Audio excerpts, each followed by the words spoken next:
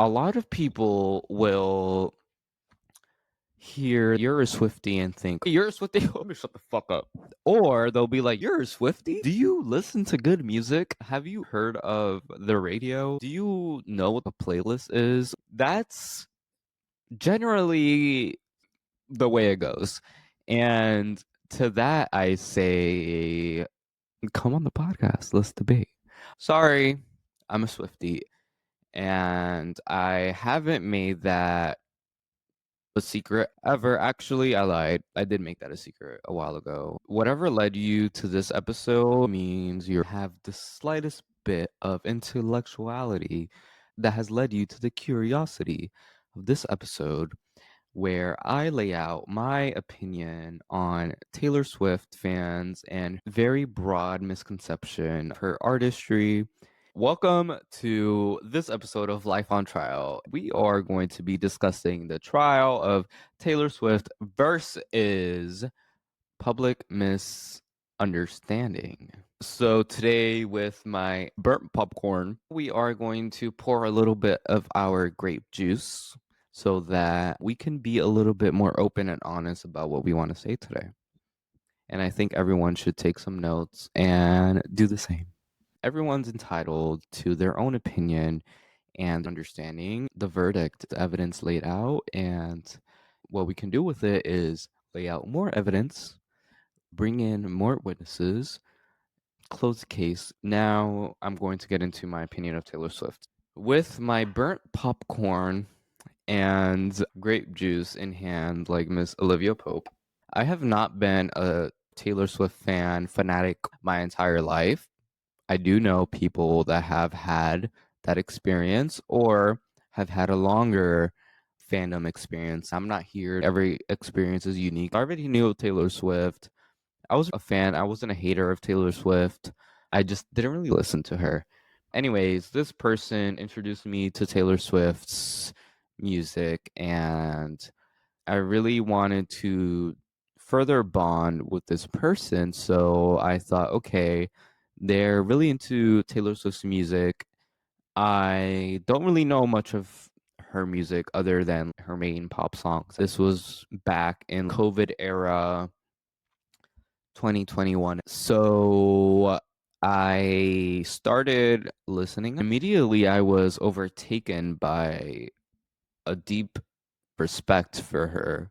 Since she was in her re-recording era, I made it a point not to listen too much to every song from her stolen records as I would to her fully owned records or re-recording, because of course, if I wanted to respect this person, I needed to respect this artist, and at the time she was really moved by and wanted to change the industry by re-recording her music. So I made it a point not to listen to her other albums start to finish until she re-recorded them. At first, that left me in isolation. You can't listen to all her previous records start to finish without having some sort of negative effects towards her as an artist. So I was just vividly engulfed in Folklore. I listened to Folklore, and I didn't listen to Folklore immediately when it came out in 2020. That's a really deep regret of mine. At the time, I was deeply engulfed in positions. Maybe that's a different episode, but 2020 and COVID, we go way back. There's so much to unpack there. Sorry, y'all, thirsty. I need to drink that grape juice. I'm listening to Folklore and re-listening to it on repeat. This will give you a sense of my age or whatever. But at the time I was in high school, I felt like I was hit by a bus. I heard This Is Me Trying, and I almost stopped trying, y'all. I got wasted like all my potential. Released at the best time. It quite literally saved her career. Now, I'm not the first to say this. I'm not the only person to say this. But it did save her career. It saved music, in my opinion. She did win Album of the Year for that record, rightfully so. Folklore is a Legends album. She initially claimed that This was a series of fictional characters and events made up in my mind that I wanted to share with the world to have a better understanding of what it means to live. She did say it was fictional and had nothing to do with her life. As recent events have unfolded, we can all understand and tell that a lot of these songs were based on true events. She just categorized them with different character names and such, but the songs and the message was influenced by her life and what she was going through at the time. So I think that context and in hindsight makes me respect her even more.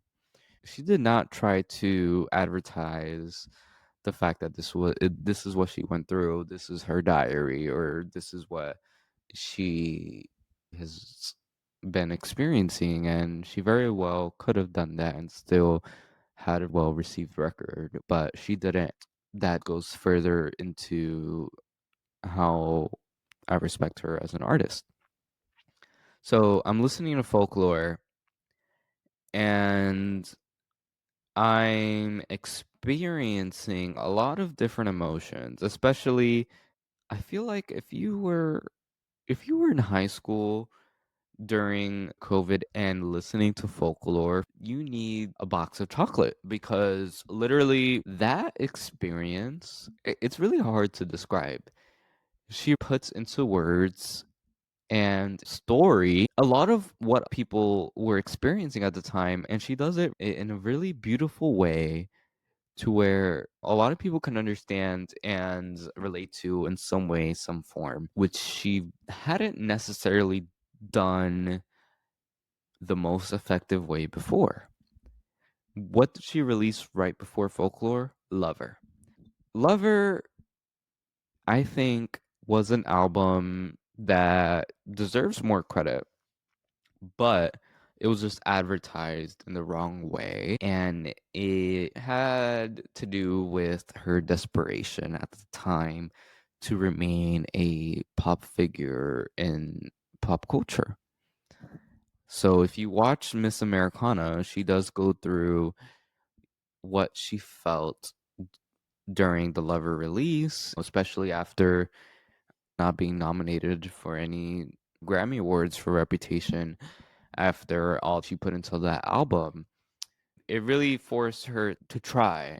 Sometimes you try too much, and that can be the sword you fall on and stab yourself with accidentally. That's what happened with Lover. It is a good album, and Cruel Summer is a song to prove that a good album navigated and promoted incorrectly. With Folklore in the COVID era, she didn't have to go on the radio or go on talk shows with cringy pink outfits in rainbow colors just to promote a love poppy album. And neither did she have to go to a cemetery to promote her devastating folklore while reading a book, you know? Because it was lockdown, you were on TikTok, you weren't watching the news anyways because the news was just COVID and people dying. So why watch? She released it as a surprise, and the context helps you understand why the album did well and got the recognition as it has had, especially given that she has been nominated for the Songwriter Hall of Fame related to that album, among other pieces. You know, she didn't really have a lot to lose because at the time she felt like she already lost. And I think that album really encompasses loss, a lot of loss. A lot of that is also portrayed with Folklore's sister album, Evermore, which obviously didn't have as much media attention or praise as its bigger sister album, Folklore, which I think a lot of it had to do with, again, with the marketing And she went about Evermore with the same marketing tactic as Folklore. The media and the public only give you as many wins as they think you deserve, given what you previously got. I'm hesitating to say this, but that's clearly illustrated with her Grammy snubs from Tortured Poets Department album. I'm sorry, say what you want to say about that album. It deserved a Grammy. I don't care what Grammy you think it deserved or didn't deserve. It deserved a Grammy, and the only reason it didn't get a Grammy was because she won Album of the Year for the fourth time the year before. The Grammys simply couldn't deal with the backlash they would have received had they given her another Grammy. Sorry, but that's the truth. It had a lot of pieces that were good. I started listening to her COVID albums. She is in my mind. She is like me. I've been going to therapy for years, and none of these therapists have illustrated what it means to live how Taylor Swift has in her lyrical ability during COVID. I wish I was a Swiftie during that era because I would have been insufferable. You would have hated to know me at that time. I would have dragged you by your hair and pulled you down the street of New York. None of this is scripted. I hope you know. I don't script my episodes. Regardless of the Kanye and Kim Kardashian drama, I'm still a Kim Kardashian fan. Without the Taylor Swift controversy, Kim Kardashian has a lot of credit where credit is due. She should have acknowledged the controversy, especially after the truth came out and her mother even suggested to do it, and she said no, which can be looked upon in two different lights because you can respect her for standing on her brand and what she had the energy for at the time, but you could also respect that her family was wrong. And Taylor Swift's recent album can be perceived as a song jabbing towards Kim Kardashian. She says there wouldn't have been this if there hadn't been you. That's true. If there hadn't been controversy, if there hadn't been everything that Taylor Swift has gone through, there wouldn't be the Taylor Swift that there is today, which leads me to the butterfly effect and how one action can change the whole trajectory of life. Going back to the point, Taylor Swift made me feel things I have never felt before, and I love Adele. Taylor Swift is someone I relate to. She is a yearner. She's a yearner, but not because she's desperate, not because she is defined by who she's dating, which she's made clear. She's not defined by who she's dating, but she is reflective upon the events that unfold with the people she is dating and the things they do, because that is something that everyone can relate to. And even if it's not something you relate to in a relationship, you can relate it to other issues. Like your boss, she'll have songs where, like, you look up to this person and you admire them and they make you feel safe, but then they do something that hurts you and it will never be this way before. Now you have to live with that. It really can relate to a lot of things in life. And if you're going through anything at the time of listening to a Taylor Swift album in full length, you can really learn a thing or two. You can still learn it from her last album. It is lyrical. Like a lot of people will say it's her worstly crafted album in terms of lyrics, but I do think it is still lyrically crafted album that is superior to other artists right now. And, like that's a whole different episode. I think her latest album was surprising, not bad, and misunderstood. Listening to her music made me relate to her and having a deep understanding of what you thought something or someone was, and then having all of that shatter and now having to live with it. You can listen to a playlist of 10 Taylor Swift songs, and like 7 out of 10 of those songs will have that message. It's always been hard for me to describe my relationship with Taylor Swift because it did come from a relationship I had with someone else. I didn't want it to define my passion of understanding her music and connection to her music, because for me it's always been more than that. It's always been like, sure, you led me to listen to this person and you led me to want to understand this person more, but now I understand them more than you do in many ways, which has its own things. When listening to Taylor Swift, you have to go into it from a place of wanting to find your footing in life. Now, don't get me wrong, there still are songs like Shake It Off and lyrics like, you know what? There are still lyrics that are questionable, and that all comes with being a pop star. You have to be as marketable as you can to the general public, and with that comes with a lot of controversy and a lot of cringe. Sorry, like that's what it is. There's a lot of cringe. The reason people respect Folklore more is there wasn't so much cringe. It wasn't a pop album. Taylor Swift is mainly a pop artist. She had her Phoebe Bridgers moment. She's said she's grown inspiration from her and had her as an opener on the Air Tour. Anyways, what I am trying to lead to is now categories Swifties are in relation to her music, their understanding and protection regarding her music.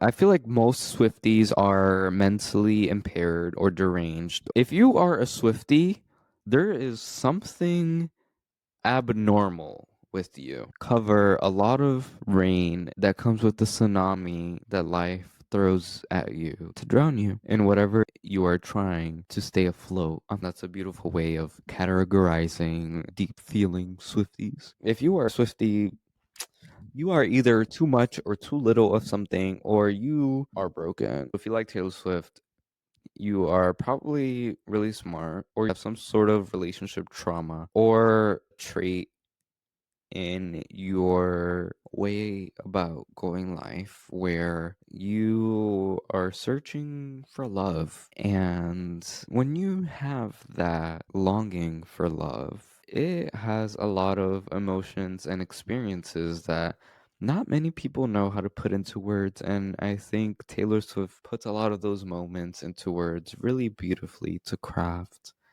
a book of us where a lot of us can relate and see ourselves as her fictional characters or her own character that she's laid out on the page in her diary, because a lot of her music stems from her diary and she says it time and time again. Like a lot of these lines that she puts out on her music and on her songs are lines in her diary that she'll, you know, read out and be like, oh, like this will actually make a good melody, or like I want to talk about this moment that I went through and kind of navigate that feeling and showcase that in a song or an album. She does that well. She is a good storyteller. People will understand if they want to. If you are a Taylor Swift fan, some part of you has to want to be. You can listen to Taylor Swift and be like, okay, which I think is good most of the time, probably, to be like, okay, I'm not going to the Eras tour. I'm not getting one piece of her merch. I'm not buying a deluxe version with acoustic tracks, but you could still get that acoustic track with that voice memo and be like, why didn't you release these original lyrics? They were even deeper. And a lot of these lyrics can be misunderstood as juvenile, but I think that she really goes into how juvenile we all are, even outside of our youth. And she illustrates the pain and experience of losing your juvenile existence and giving that to the wrong people during your coming of age years and your youth, which I don't think she gets enough credit for. If you are 65 years old listening to Taylor Swift, you're probably like, okay.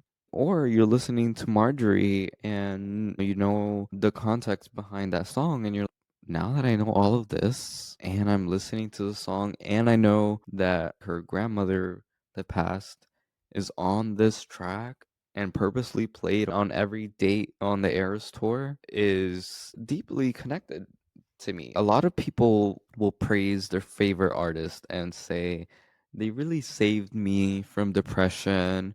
I was so depressed that I don't know what would have saved me because their music saved me. It really made me want to live.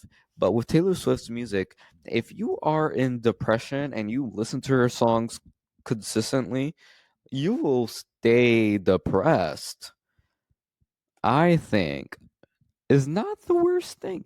Like, let me lay it out for you. Like, if you are deeply depressed and you're listening to folklore like on repeat, and then you have Torture Poets Department on cue and then Reputation right after, well, you are ready for a ride because it lists a story like a book.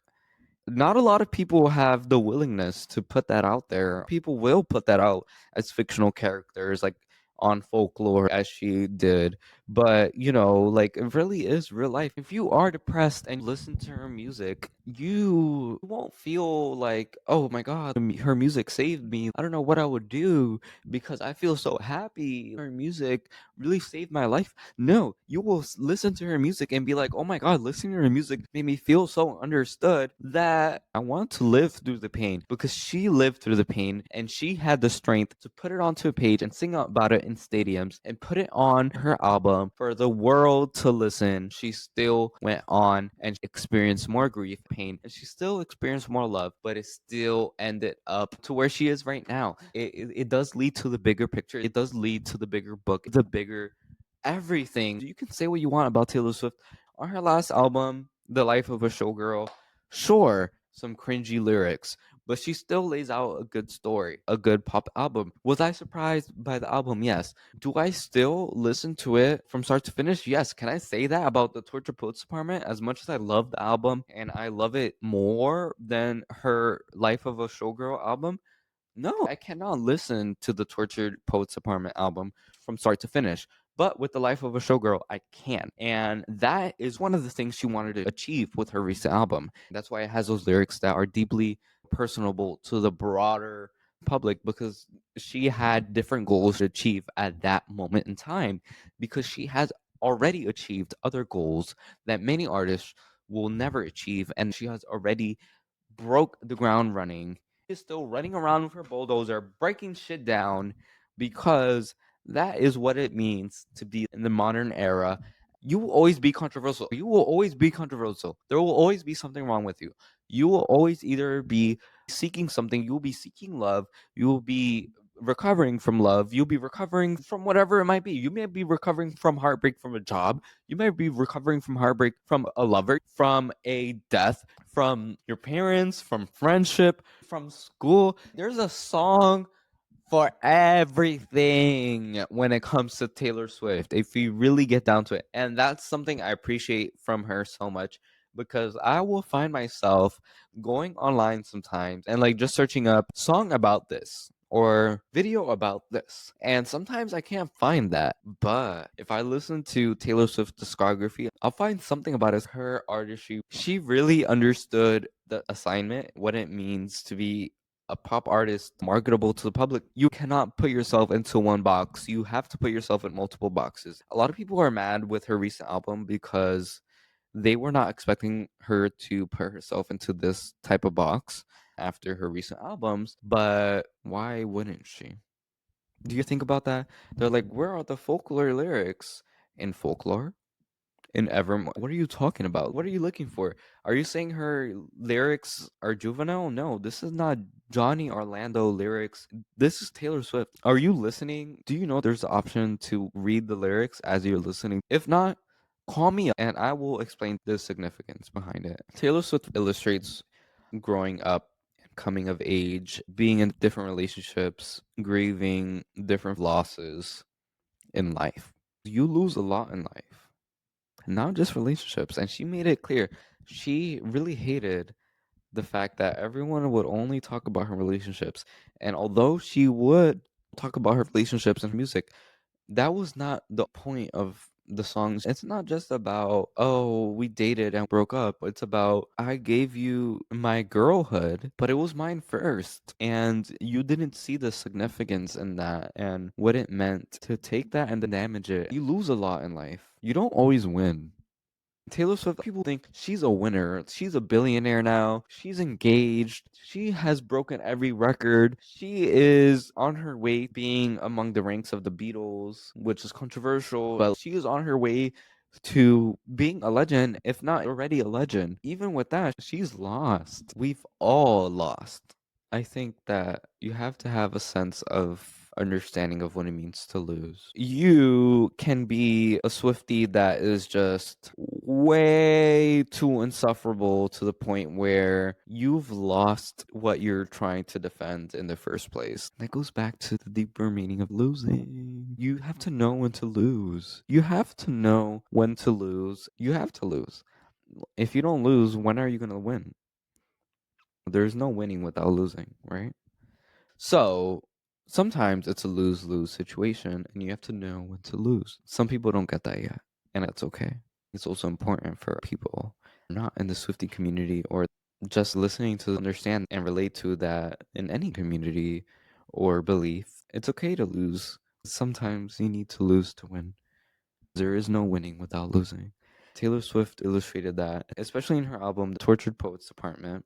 Thank you, Amy. She says, there wouldn't be this if there hadn't been you. I think believing in Joseph is beautiful depending on how you look at it. Not a lot of people understand or look at it the same way, but I do think that there is meaning behind any way you look at anything, given the context you're exposed to. I think a lot of people, again, will look at her and be like, oh, she only talks about her relationships, which again is something I already mentioned. Yes, she does talk a lot about her relationships. She doesn't only talk about her relationships, she paints a picture people can relate to, regardless of it being a romantic relationship. The moral of the story is you have the autonomy to relate if you want to, if you really want to. You can intertwine anything together. That's the whole point of life. Everything is on trial. Everything's connected. It's all about purpose and wanting to understand the connection or wanting to put the pieces together or take the pieces apart. And a lot of people will misunderstand someone that will either talk too much or not enough or talk about the wrong things. And I think that's actually a beautiful perception to have because, like I said, there will never be success without backlash, without failure, without negativity. If you look at a magnet and if you put the same ends, it will separate. But if you put the negative and the positive piece of a magnet together, they will connect because you can't have one without the other. Taylor Swift weaves all of it together. You can be mad about it or try to understand where it comes from. I connected with Taylor Swift as she illustrated what it is to lose. It's not just relationships, there's so many. Unfortunately, with today's society, a lot of success comes with publicity and marketing and literally being a living and walking ad, which has its benefits and its downfalls. Personally, I think Taylor Swift does a good job doing both. It's a matter of having an objective before going into her discography.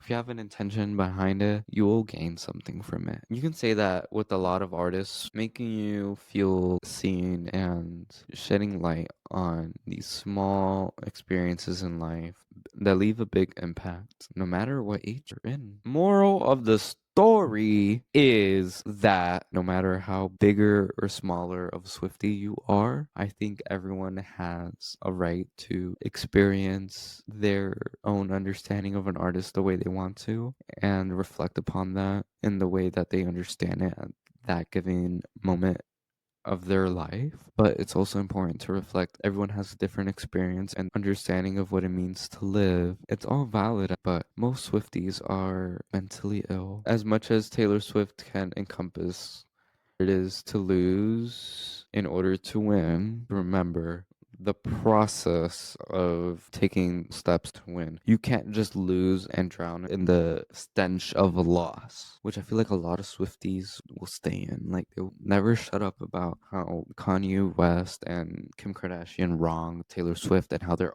awful people. And John Mayer, we see you. We will crucify you. You do have to move on. She does illustrate moving on, but everyone's entitled to their own position in life given the timing. But I think being a Swiftie and really anyone that believes in anything comes with a lot of complexity. I'm going to end this episode here. If you have questions, suggestions, or trials you want to dive into, feel free to reach out. I mean, what else are you going to do? I'll try to lay it out for everyone else to examine or invite you to help me examine it. Who knows? But yeah, that's this episode, and you'll probably see the same outfit in other episodes because life is always on trial.